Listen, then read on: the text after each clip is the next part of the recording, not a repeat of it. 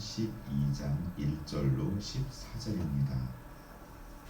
구약성경 922페이지입니다. 1절로 14절까지 우리 같이 합독하겠습니다. 훈계를 좋아하는 자는 지식을 좋아하거니와 징계를 싫어하는 자는 짐승과 같으니라. 선인은 여호와께 은총을 받으려니와 악을 꾀하는 자는 정죄하심을 받으리라. 사람이 악으로 굳게 서지 못하거니와 의인의 뿌리는 움직이지 아니하느니라. 어진 여인은 그 지아비의 멸류관이나 욕을 끼치는 여인은 그 지아비의 뼈가 썩음 같게 하느니라. 의인의 생각은 정직하여도 악인의 도모는 속임이니라. 악인의 말은 사람을 엿보아 피를 흘리자 하는 것이거니와 정직한 자의 입은 사람을 구원하느니라. 악인은 엎드려져서 소멸되려니와 의인의 집은 서 있느니라. 사람은 그 지혜대로 칭찬을 받으려니와 마음이 굽은 자는 멸시를 받으리라. 비천히 여김을 받을지라도 종을 부리는 자는 스스로 높은 채 하고도 음식이 복잡한 자보다 나으니라. 의인은 자기 가축의 생명을 두거나 악인은 분명한 잔인이라. 자기의 토지를 경작하는 자는 먹을 것이 많거니와 방탕한 것을 따르는 자는 지혜가 없느니라. 악인은 불의의 이익을 탐하나 의인은 그 뿌리로 말미암아 결실하느니라. 악인은 입술의 헛물로 말미암아 그 물에 걸려도 의인은 환난에서 벗어나느니라. 사람은 입의 열매로 말미암아 복록에 족하며 그 손이 행하는 대로 자기가 받느니라. 아멘. 오늘은 의인에게는 은총이, 악인에게는 정죄가 라는 제목으로 말씀을 전합니다. 의인은 정직하며 또 생명을 소중히 여기지만 악인은 그렇지 아무렇지도 않게 남을 속여 잔인하다고 말합니다. 하나님은 의인에게 은총을 내리시고 악인을 정죄하실 것입니다. 하나님은 어떤 분이십니까? 오늘 2절, 3절, 7절, 14절로 말씀합니다. 우리는 비록 연약하고 부족하더라도 하나님의 긍휼하심을 구하며 하나님을 사랑하며 하나님의 뜻을 행하는 선한 삶을 살려고 애써야 합니다. 선하고 의로운 사람에게는 하나님이 은총을 베푸시고 악한 일을 꾸미는 자는 정죄하신다고 말씀합니다.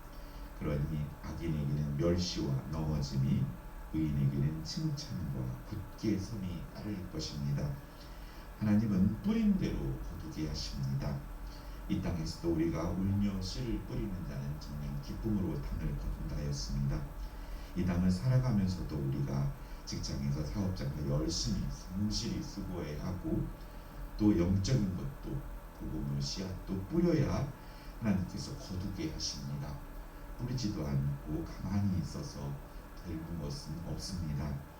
성도는 환경과 사람을 너무 의식하기보다 먼저 자기 자신이 지금 어떻게 행하고 어떠한 마음을 가지고 있느냐에 더 신경을 써야 합니다. 상황이 존재를 희롱한다는 말이 있습니다. 실제적으로 하나님의 자녀로서 우리가 하나님의 뜻을 따라 살아야 하는데 오늘 우리들은 이 땅을 살아가면서 어떤 상황 속에 또 유행 풍조 속에 우리 자신을 잃어버리고 되려 세상의 노예가 세상을 따라하지 아니하면 내가 무언가 잘못된 것 같고 또 세상이 이렇게 하면 나도 해야 될 것 같고 이것은 진리 안에서 자유함을 얻는 것이 아니라 도리어 우리를 세상에 올가매는 격이 됩니다. 주 안에서 바로 서고 내게 맞는 것이 옳은 것이지 남이 한다고 따라하는 것이 옳은 것은 아니기 때문에 계속해서 우리는 사람들과 환경을 의식하는 데 집중하다 보면 그들을 배려하지 말라는 것이 아니라 그것을 따라가다 보면은 도리어 우리가 평안을 잃어버리게 됩니다. 오늘 하나님이 우리에게 주신 교훈은 1절에 자신의 부족함을 인정하는 것이 지혜라고 말합니다. 오늘 우리는 부족합니다. 이것을 인정하고 들어갈 때 우리는 더 평안함에 거할 수 있습니다.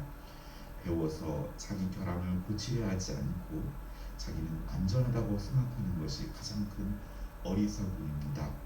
자녀에게서도, 손자, 손녀에게서도, 어린 아이에게도 배울 수 있는 것이 있습니다. 아울러 하나님은 당신의 지혜를 온 우주를 통해 그려놓으셨고 또 표현하셨습니다. 계절이 바뀌고 춥고 덥고 비가 오고 눈이 오고 바람이 부는 것, 또 이 모든 것 속에서도 하나님의 지혜를 찾는 것, 그리고 그것 속에서 감사하고 이렇게 나아가는 것이 복된 인생입니다. 일반적인 계시를 통해서 우리가 하나님을 볼 수 있고 하나님을 알아가야 하고, 또 우리에게 특별하게 하나님의 말씀인 성경을 주셨고 그 말씀을 통해 더 깊이 하나님을 알아가는 것, 이것이 참으로 지혜로운 것입니다. 겸손하게 훈계를 들을 줄 아는 사람만이 지혜로울 수 있습니다.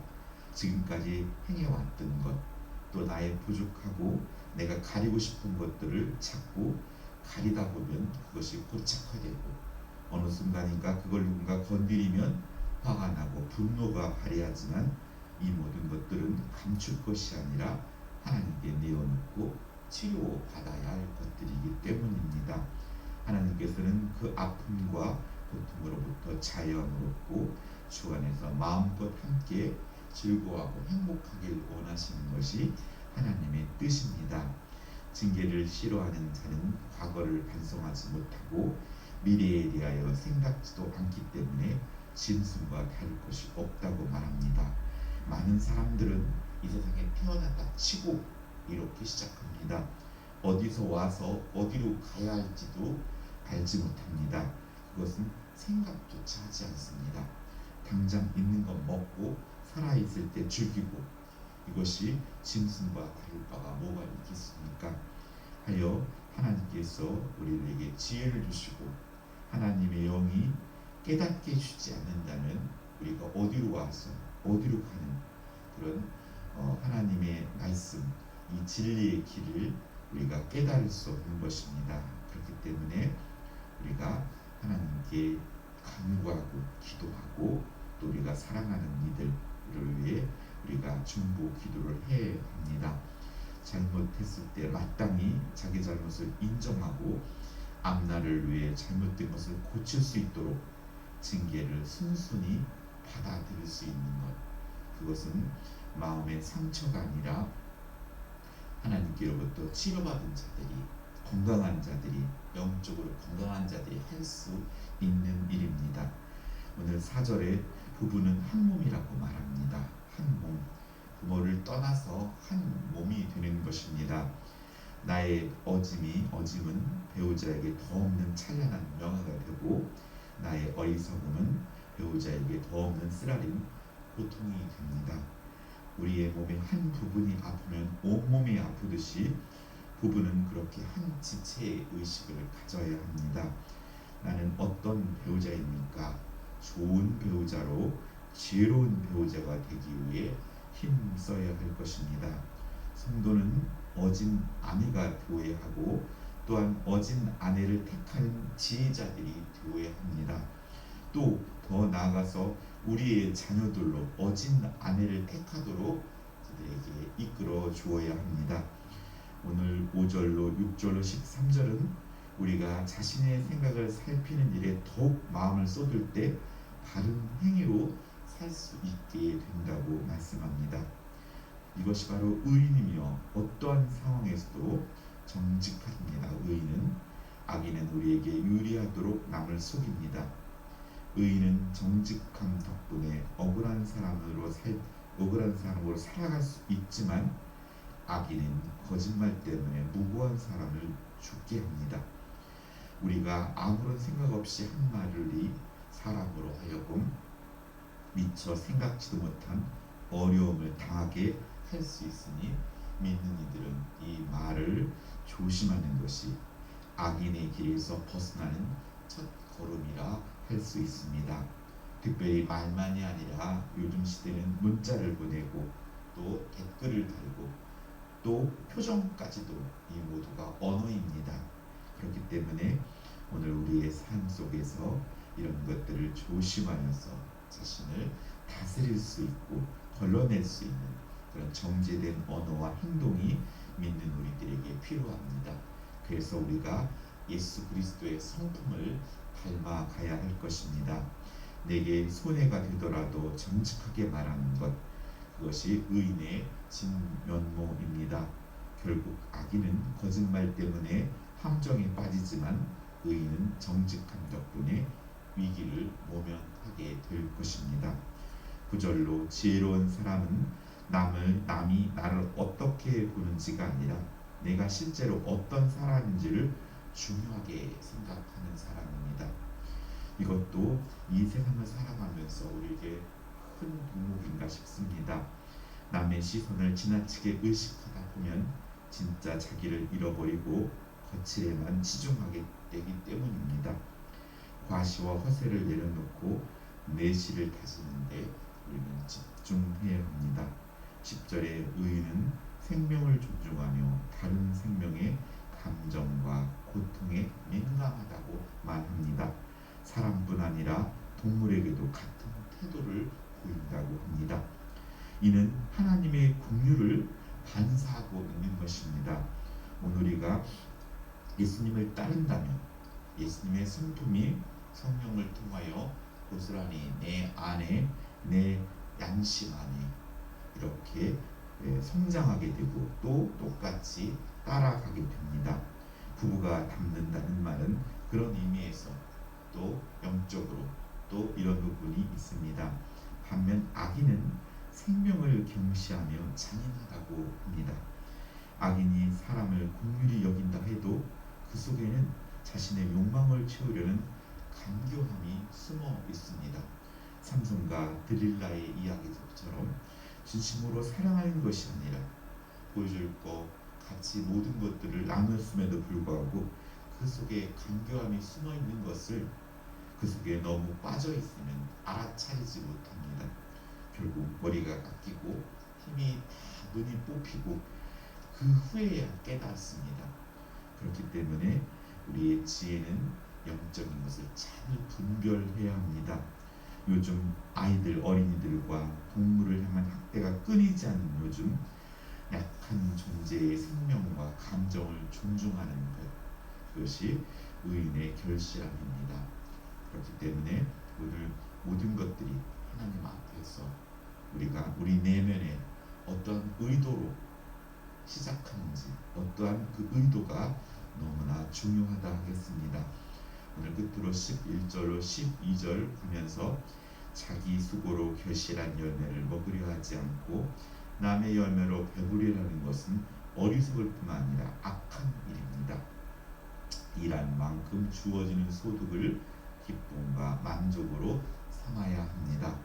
성도는 방탕함이 없이 자기에게 맡긴 일과 기업에 또 사업에 직장 일에 충실해야 합니다. 성도는 불의의 일을 얻을 기회와 방법이 있더라도 이것을 물리칠 수 있는 믿음이 있어야 합니다. 쉽진 않겠지만 오늘 우리는 하나님 앞에서 바로 살려고 애써야 합니다. 그렇기 때문에 기도하지 아니하면 우리가 그 속에 그 유혹에 넘어갈 수 있습니다. 하나님을 온전히 의지하는 일에 게을리지 않고 하나님께 뿌리를 내린다면 인생의 결실이 아름답게 맺는 자들이 될 것입니다. 오늘 하루도 우리 저번 남석교회 온 성도들이 하나님의 말씀에 뿌리를 깊이 내리고 인생에 게을리지 않고 하여서 그 뿌리에 내린 그 말씀 위에 인생의 결실이 차곡차곡 아름다운 열매들이 가정마다 직장마다 사업장마다 열리기를 예수님의 이름으로 축원합니다. 기도하겠습니다.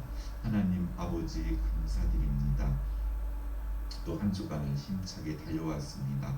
하나님 이제 또 오늘 주말을 맞이해서 또 육신적으로도 쉼을 얻고 또 우리의 필요한 모든 것들을 또 잘 감당하고 주일을 잘 준비하여서 또 하나님 말씀을 통하여 또 한 주간을 새롭게 시작하는 귀한 날입니다. 하나님 새날 모든 날들이 우리에게 새로운 날이 되게 하시고 하루하루가 주님이 우리에게 주신 선물로 기대되게 하시고 그 시간들을 하나님의 시간들로 알차게 채워지게 하여 주시옵소서.